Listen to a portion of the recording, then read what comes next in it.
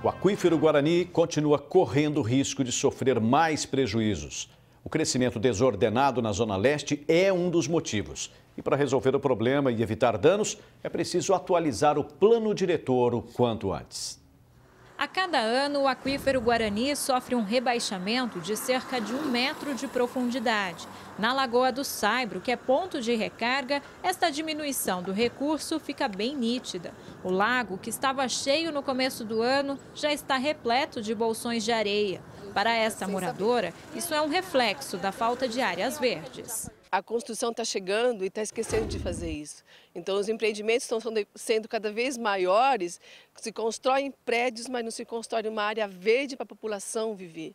E isso é muito ruim. Esta arquiteta e urbanista explica que a construção desordenada na Zona Leste já afetou muito o aquífero. O Jornal da Clube mostrou várias vezes as consequências da falta de planejamento urbano.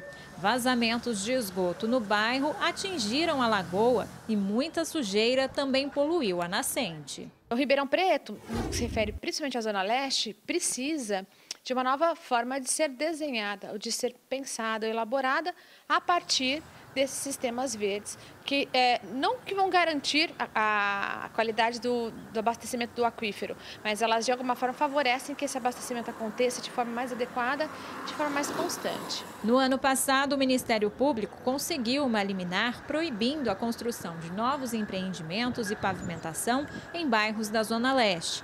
Para a promotoria, é fundamental a criação de uma lei que proteja esta área de recarga do aquífero. Muitas discussões já foram feitas na Câmara Municipal e junto à Prefeitura, mas até agora nenhuma medida concreta foi adotada. A Zona Leste, assim como todo município, poderia estar bem diferente se houvesse planejamento. E é justamente isso que prevê o Plano Diretor. Criado em 1995, a lei tem estratégias políticas para o desenvolvimento do município. O problema é que a última atualização do plano aconteceu em 2012 e até agora não houve mais nenhuma revisão. E a falta dessa revisão traz o prejuízo, porque continua a mentalidade de 1995. Para um ano de 2016. Então, se não houver a revisão do plano diretor, a ocupação do solo vai continuar de maneira inadequada, vai causar prejuízo, seja para a ecologia, seja para a vida das pessoas, também para o trânsito. A gente tem no município algumas regras de ocupação diferenciadas para a Zona Leste que já são super positivas, mas não só isso, na verdade, a gente precisa de um desenho para a Zona Leste diferenciado do restante da cidade. Muito mais do que definir regras gerais de taxa de ocupação, de permeabilidade e tudo mais, ou de uso, como acontece hoje na legislação. Deixar este assunto apenas para o futuro pode render prejuízos ambientais e também financeiros para o município, que vai ser obrigado a desocupar áreas para tentar resgatar o meio ambiente. Por isso é fundamental que atitudes como a revisão do plano diretor sejam feitas o quanto antes. Eu penso que o plano diretor é o primeiro ato do novo prefeito de Ribeirão Preto. Se ele não começar o seu mandato em cima de uma revisão do plano, na verdade, tudo que for feito daqui em diante também vai ser irregular, inadequado e vamos continuar aprimorando o erro e não melhorando. Se a gente não tiver essas ações já definidas ou claras no período aí nos próximos anos, a gente pode entrar num processo que não tem volta e essa ocupação acontecer de uma forma que não vai ser adequada para a região. E nós, enquanto consumidores aí, né, ainda do aquífero, da água do aquífero, vamos ter dificuldades nos próximos anos aí para poder garantir a nossa qualidade de vida. O mais importante para a gente é que eles preservem cada vez mais a região da Zona Leste. É isso que a Prefeitura tem que fazer, acompanhar. Cláudia Prates para o Jornal da Clube. Segundo o vereador Ricardo Silva, o projeto de lei complementar para a proteção do aquífero Guarani será apresentado hoje à noite na sessão da Câmara. Se aprovado, ele entra em votação na sessão extraordinária de quinta-feira. Quanto ao plano diretor, a Câmara aguarda nova proposta da próxima gestão para deliberar novamente sobre o assunto. Já a Prefeitura não se pronunciou. Agora, ao vivo, Ximene Osório traz mais informações. Ximene. Bom, nós vimos aí na reportagem que o aquífero sofre um rebaixamento em toda a sua extensão de quase 1 metro de profundidade por ano. Boa tarde, professor Marcelo. Ainda falta uma consciência de que esse recurso pode acabar um dia? Boa tarde.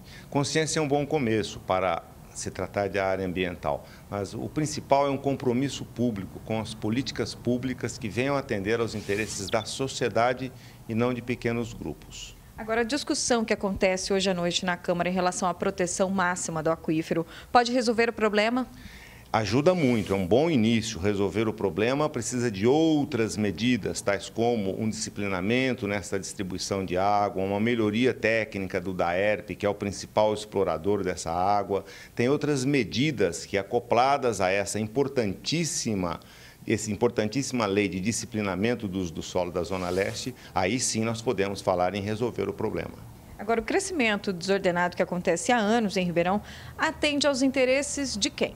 Bom, essa é uma longa discussão, aos interesses de quem? Zona Leste é apenas um bom exemplo. Nós temos outros bons exemplos, ou maus exemplos, se quisermos falar de maneira adequada, em Ribeirão Preto. O aeroporto é um deles, localizado pessimamente, um local inadequado, e permanece lá, e entra governo e sai governo, a gente veio falar em internacionalização. Esses são absurdos que ocorrem em Ribeirão Preto, porque na ausência de uma política pública, vão os interesses, aquele varejo de atendimento de interesses de pequenos grupos. Agora, o plano diretor ainda não teve revisão por motivos muito mais políticos do que técnicos.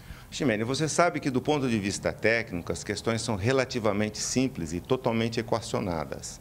A discussão está no puxa-estica dos interesses econômicos, mais do que políticos, né? Os interesses políticos, na verdade, representam os interesses econômicos. É eles que nós precisamos resolver. Muito obrigada pela sua participação aqui no Jornal da Clube. Eu volto com você, Paulo Pucci. Obrigado, Ximene.